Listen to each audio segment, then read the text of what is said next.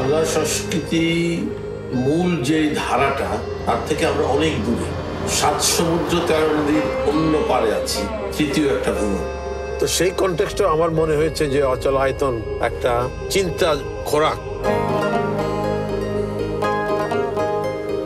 1986 সালে বাঙালি এত কম ছিল, তখন আমরা যেটা খোঁজ করছি সেটা হচ্ছে আমাদের নিজেদের একটা অস্তিত্ব, একটা আইডেন্টিটি। কারণ সেই আইডেন্টিটির মধ্যে কিন্তু তখন এপার বাংলা ওপার বাংলা এরকম করে ভাগ।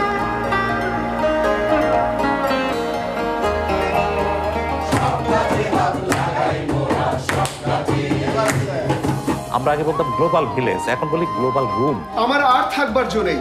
কেন? বিশ্বাস করুন, প্রবাসে নাটক করা একেবারেই সহজ নয়।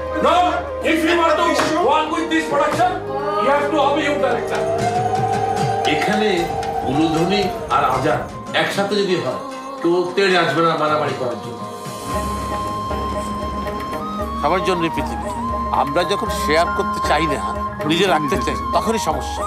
আমাদের সময়ে আমরা কি করলাম এই অচল আয়তন ভাঙার জন্য, এটা একটা বিষয় হয়ে থাকে।